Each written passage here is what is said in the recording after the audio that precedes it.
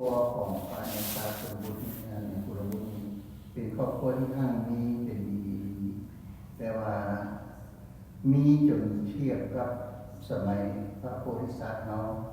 เพิ่นมีเฮือนอยู่3 ฤดูเนาะมีบ้านอยู่3 ฤดูของพระโพธิสัตว์วันนี้พระเนี่ยสัตว์บุตรก็มีคือกันแบบเดียวกันหมดเพราะฉะนั้นแต่ว่าวันนี้พ่อแม่แทนที่สิเฮียห้องให้ลูกกลับบ้านหลังจากลูกได้พระอรหันต์แล้วเพิ่นก็บ่ได้เฮียห้องเพิ่นก็ว่าโอ้ยไปซั่นได้ดีแล้วได้ดีแล้วสั่นประเสริฐแล้วได้ลาภประเสริฐแล้วสั่นนะเป็นจังกล่าวไว้ว่าแบบเดียวกันคันถ้าผู้ใดหันไปเว้าว่าให้คุ้มให้เมื่อบ้านเมืองก็สิเป็นเพื่อนกับมีพระนั้นเนาะที่เขานิมนต์ให้ว่าพระรัฐบาลนิมนต์ให้มาสันเพลเป็นพระอรหันต์แล้วนะเป็นพระอรหันต์แล้วนิมนต์ให้มาสันเพลในครอบครัวเราอยากได้ลูกชายคืนอันนี้ก็รวยทุกกัน ไปแล้วพ่อแม่นะเลยน้องเอาเงินเอาคำมาขอคือกองลายขนาดไหนจนว่านั่งและเบิ่งการบริหารสั้นๆนั่งแล้วเบิ่งหาการบริหารการดูคนเราเรื่องของเงินของคำในวันนี้ก็เอาผ้าเอาศาสตร์มาโพกไว้ตะกี้มันก็เริ่มเสื้อลำแพงศาสตร์นะเนาะศาสตร์มาโพกไว้แล้วก็เบาแล้วเป็นแม่กับพ่ออันนี้แหละสะดวกพ่อแม่มีปัญหามาได้ตั้งแต่ปู่แต่ย่าแต่เป็นอย่างมาสมองสาวไว้เงินคำนี่เป็นของเจ้าตัวเป็นของผู้ใดสีออกมาสาเป็นพระอรหันต์เลย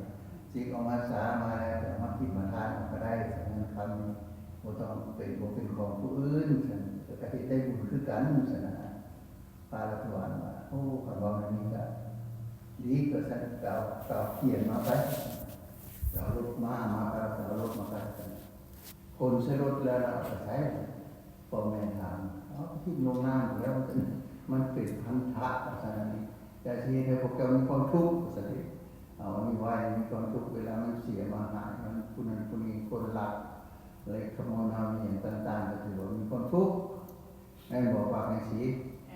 ทุกข์อยู่ที่บอกเขารักเงินเราทำอย่าเชื่อไว้หลักเด้อเอามาว่าเด้อจากนั้นมาวันนี้โอ้ยบ่ได้บ่ต้องออกกันนี่ก็ซั่นเด้แม่พ่อแม่เพิ่นว่าบ่ต้องออกกันนี่ไปห้องเมียเรามาไปซั่นโอ้ยซั่นนี่พวกเจ้าอย่ารบกวนเพิ่นล่ะรู้กันสิมนต์กันมาสั่นเข้าให้ก็สั่นเข้าดีๆได้รู้ซั่นก็เลยเอาสั่นเข้าแล้วก็ฮ้องนี่เลยว่าอะไรว่ามันมีทางมาเลยฮ้องนี่เลยบ่อยู่เลยก็เพิ่นเป็นพระอรหันต์แล้วก็เลยฮ้องมันอย่างนั้นวันนี้มาเว้าต่อนอกจากโพธิเนี่ยทราบมาดูแล้วนะอันนี้หมู่ของเพิ่นเนี่ยหมู่ของเพิ่นมีสหายของเพิ่นมีอยู่55 คน55 คนนี่หมายความว่าสหายที่สร้างจำกันเป็นเศรษฐีน้ำกันแท้มีอยู่4 คนเนี่ยซาอุบุตรที่เป็นเศรษฐีที่อยู่ในระดับเดียวกันว่าสันๆอยู่ในเขตนั้นว่าสันๆอยู่ในรัฐนั้นกันว่าอเมริกาแต่ว่ารัฐนั้นสหายของท่านในสัตว์รู้4 คนคือวิมาละสุภาหุอุณสิกับความปฏิภาวังปฏิความปฏิภาวังปฏิเป็นอะไรภาวังปฏิ4 องค์พิเศษหลายเป็นมหาเศรษฐีเป็นมหาสาวกผู้ทำอีกมาบวชแล้วหลังจากบวชแล้วเป็นมหาสาวกผู้ใหญ่คนหมู่มาก็เป็นอุปสาเป็นหัวหน้าหมู่แล้วภาวังปฏิเป็นบุตรของเศรษฐีเก่าแก่สืบมาในธนกรพระนศีที่เป็นเศรษฐีแต่บ่แม่นเศรษฐีธรรมดาเป็นเศรษฐีเก่าแก่และร่ำรวยล้านได้ทราบข่าวว่าในสัพพุรุมีองค์แต่นวดเนาะนุ่งห่มผ้าอากาสวะอากาศยะออกจากเมืองบวชเป็นบรรพชิตแล้วได้ข่าวว่าในหมู่เฮาไปบวชแล้วคน คนนั้นนะคือกันกัญญาสกุลบุญนิกรสิบวชได้ธรรมะอันนี้บ่แม่นของธรรมดาว่าซั่นบ่แม่นของธรรมดาเพราะว่าญาสกุลบุญเป็นคนร่ำรวยที่มันออกบ่ได้นะก็เลยคือเห็นหมู่ว่าโอ้ยจำเป็นเขาสิได้เข้าไปยามทราบดังนั้นก็พากันคิดว่าธรรมะวินัยนี้และบรรพชาที่ญาสกุลบุญผม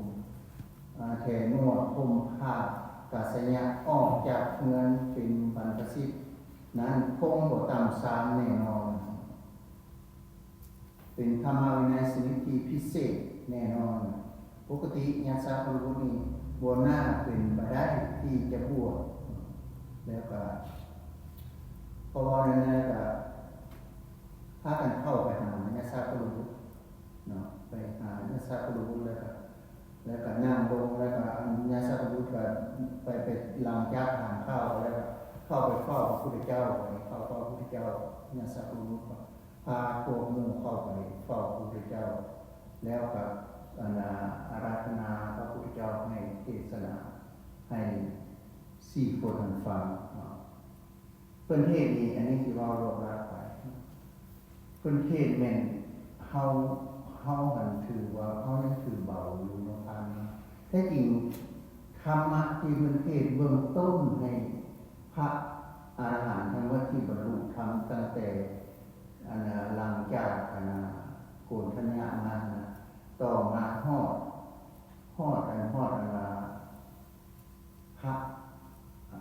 พระที่บอกพระที่บอก30 คนนะล้วนแล้วจะเอาอนุปุพิกถานี้หมดมาเทศบรรลุนั้นมันมีง่ายๆบ่ได้ไปนั่งสมาธิบ่ได้นั่งเฮ็ดทุกข์เฮ็ดยากบ่ได้นะคือผู้อื่นพวกนี้เป็นคนมีบุญเก่าแต่ว่ามีบุญเก่าแล้วก็ยังเอาธรรมะตัวนี้มาเทศก็ได้บรรลุเป็นพระโสดาบันพระเป็นพระอรหันต์ทั้งหมดอันนี้ก็น่าคิดอยู่เมื่อวานมาเพิ่มพิจารณาปริยาจารย์ทูลโทรมาหาตอนแรงว่ามาลงกันอยู่เกี่ยวกับเรื่องนี้เพราะว่าเฮาผ่านมาเนี่ยเฮาเป็นคนที่มีบุญน้อยเวทเมื่อทุกวันมันก็บ่บรรลุแต่เพิ่นนั้นอันนึงมันไม่ให้ค้านมันอันนี้ปุพิกถา2ว่าในศีลทานอันนี้ก็เพื่อให้ได้มีความสุขความเจริญในสังขารอัน2มันก็ศีลก็เป็นเฮ็ดให้เฮาได้ไปสวรรค์แต่ว่าศีลนั้นก็ยังบ่ได้เอาอีกเนาะการไปสวรรค์แล้วก็เพิ่นก็เอาโทษของไปสวรรค์โทษของสวรรค์มาเว้าให้ฟังอีกหลังจากนั้นมาเพิ่นยกโทษอันนั้นมาให้เห็นแล้วเพิ่นก็มาเว้าเรื่องกามนี่เนาะโทษของกามก็เอาอริยสัจ4มาเทศให้ฟังมี4บท5บทตัวนี้ก็ถือบรรลุธรรมบรรลุพ้นออกจากความทุกข์ทั้งหมดอันนี้เฮาควรพิจารณาอยู่เนาะกระทานเฮาก็มาทานธรรมดานี่ศีลเฮาก็มารักษาธรรมดาแม่นบ่ล่ะเฮาก็เฮ็ดอยู่ตลอดเวลาแต่ว่าเป็นหยังเฮาจังบ่บรรลุเฮาเป็นหยังจังบ่บรรลุพ้น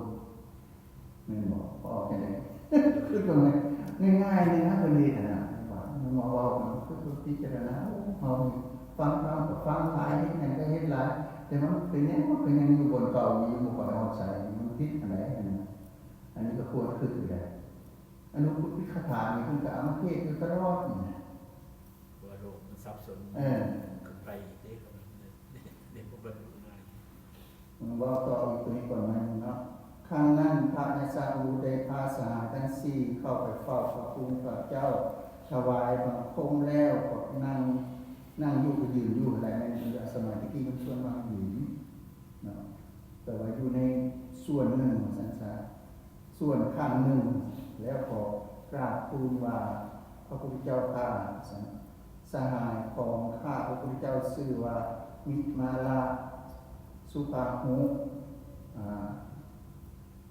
ปุณสีและกับภวังคติความปฏิข้าวัมปฏิภวัมพระมีพระข้าวัมปฏิข้าและภวัมปฏิเนี่ยภวัมปฏิเป็นบุตรของเศรษฐีสืบมาในนครพระนศีขอพระผู้มีพระเจ้าโปรดประทานโอวาทสั่งสอนสหายของข้าพระพุทธเจ้าด้วยเถิดพระผู้มีพระเจ้าก็แสดงอนุพุทธิคถาแ ก้พวกเขานี่คือทรงประกาศทานกถาทานกถาแปลว่าทานสองมาสี่ลักถาสิ่งที่เรารักษาสามมาแล้วแม่นสักกะสักกะสักกะกะถาสักกะสักกะกะถาสักกะสักกะกะถาแล้วก็ต่อไปก็เป็นทูปความต่ำทรามความเศร้าหมองของกลางทั้งหลายและอานิสงส์ของเนคขมมะเนคขมมะอันนี้อุเดชอันนั้นก็ออกมาบวชกันเลยเนคขมมะผู้หญิงบวชได้ผู้ชายบวชได้เนี่ยเอาเป็นสีอานิสงส์ของเนคขมมะเมื่อพระผู้มีพระเจ้าทราบว่าพวกเขามีจิตสงบมีจิตอ่อนมีจิตปราศจากนิวรณ์มีจิตเบิกบานมีจิตผ่องใสก็ประกาศอริยสัจอันเทศนาที่พระพุทธเจ้าทุกพระองค์ได้เทศนาตัวนี้แบบเดียวกันหมดในห้อง4-5 ข้อสุดท้ายกับประกาศแสดงด้วยเนาะทุกสมุทัยนิโรธมรรคดวงตาเห็นธรรมอันปราศจากทุลีปราศจากมลทินได้เกิดขึ้นแก่เขาว่าสิ่งใดสิ่งหนึ่งที่เกิดขึ้นเป็นธรรมดาสิ่งนั้นทั้งมวลล้วนแต่มีการดับไปเป็นธรรมดาก็ได้เกิดแก่พวกเขาที่นั่นแลอันนี้แปลว่าเพิ่นประกาศตัวนี้คือว่าดวงตาเห็นธรรมก็เกิดขึ้นแต่ละคน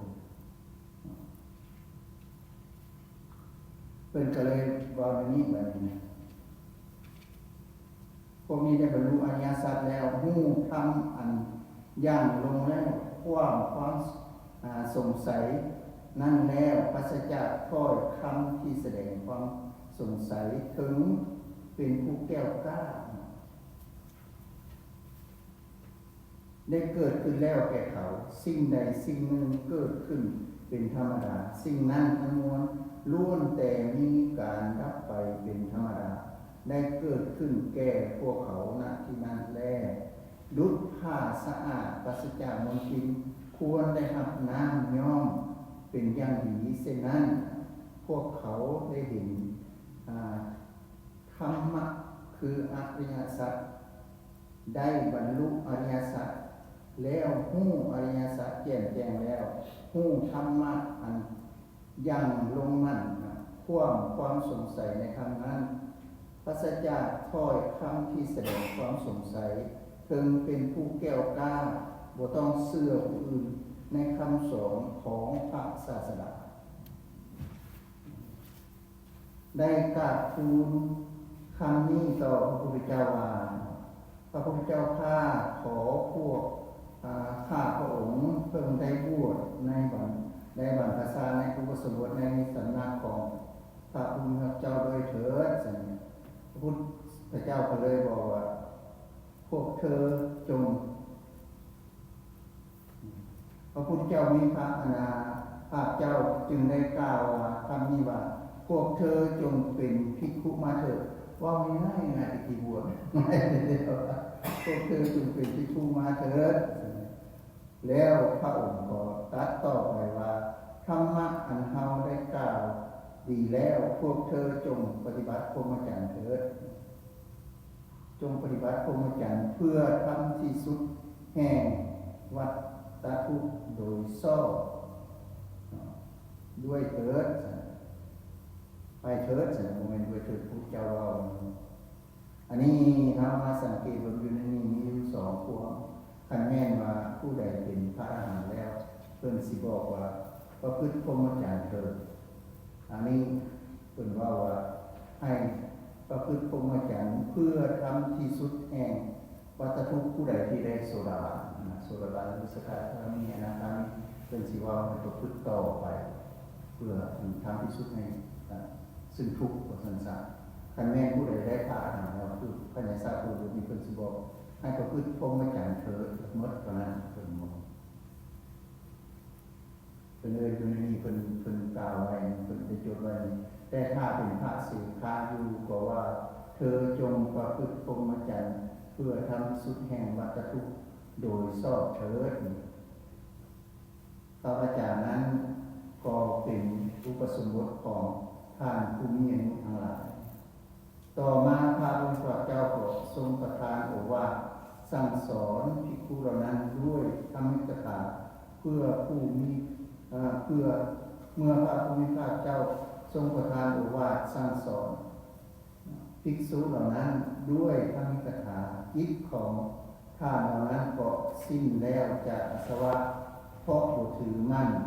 สมัยนั้นก็มีพระอรหันต์เกิดขึ้นในโลกทั้ง11 องค์ทั้งพระพุทธเจ้า11 องค์ก็หมายความว่ามีพระปัจเจกที่5แล้วก็ได้พระสัตตุบุตรเป็น6แล้วก็ได้4 องค์อันนี้เป็น11เป็น11แล้วก็ทางพระพุทธเจ้า11 องค์จากนั้นวันนี้ก็เป็นเพิ่นก็เลยมีคนอีก50 องค์แต่50 คนที่เป็นเศรษฐีน้อยแต่พวกเป็นน้อยอะไรก็เป็นหมู่เฮียนรุ่นเดียวกันอยู่ในห้องเฮียนเดียวกันแล้วก็ได้ยินข่าวในสัตว์ลูกบวชกันคือก็เพื่อนมีกับ4 องค์แล้วเข้ามาหาในสัตว์พาไปเฝ้าพระเจ้าเพิ่นก็แสดงธรรมเก่าในความเนี่ยเราสังเกตแล้วคือว่ามันบ่ยากเลยเนาะธรรมะเนาะใช่ก็คือว่าง่ายๆมันคืออย่างคือว่าแต่เฮาคือว่าลืมหลงตลอดก็มีทานมีศีลเนาะมีอันน่ะบ่เรื่องเทวดาบ่เรื่องกามบ่เรื่องเนกขมะก็มีเท่านั้นซื่อๆแต่ว่าอันนี้ยังว่าพอแล้วก็อีกพอโอ้คนกลัวเฮานี่มันบ่มีบุญเลยสิมีบุญเก่าเฮาบ่มีนะไอ้ตุจ้อยรักษาบุญเก่าเด้อเฮาตาต่อไปเฮาเอามันได้นี่มันทุกข์ต่อเนาะต่อไปเพิ่นก็เลยพูดเอาคนพวกนี้ก็ได้พระอรหันต์61 องค์ทางพระพุทธเจ้าเนาะเมื่อได้ในนั้นเพิ่นก็พอดีออกพรรษาเพิ่นก็เลยให้พวกเพิ่นไปประกาศธรรมะให้แยกไปคนละคนคืออาจารย์เพิ่นเทศน์มื้อนั้นแยกไปบ่ให้ไปทางเดียวกันบ่ให้ซ้ำกันก็เลยเพิ่นสิไปตำบลอุรุเวลาสนานิคมบอกสนานิคมอุรุเวลาสนานิคมสนานิคมเสนานิคมว่านี่มันชื่อจะเกิดนี่เพราะว่าอ่านนี่ตาบ่ดีอันนี้ก็ขอโทษนำเด้อเกิดได้ซ้ำอีกนะตาบ่ดีโดยมุ่งคักนะแล้วก็ท่านว่าตัวเองก็รีแข็งมันคือขึ้นอยู่อ่านบ่สู้ซนเนาะก็เฮาสู้อยู่ได้จะเฮ็ดให้มันได้ฟังเอาบ่เข้าใจก็ถามได้เดี๋ยวนี้ยังมีจะถามบ่มีบ่เนาะเดี๋ยวนี้ก็พอดีกับเวลาแล้วนี่เนาะต่อไปก็แม่ขอให้ขออวยแสดงความแก่ทุกคนเด้อที่มาจังหันมาสร้างบุญสร้างกุศลสร้างเหตุปัจจัยให้ได้บุญต่อไปเรื่อยๆขอมีความสุขความเจริญให้เจริญทั้งโลกทั้งธรรมเนาะให้มีสุขภาพแข็งแรงสมบูรณ์อย่าเจ็บอย่าจนให้ได้เฮ็ดบุญศีลกินทานตราบเข้าสู่นิพพานสาธุ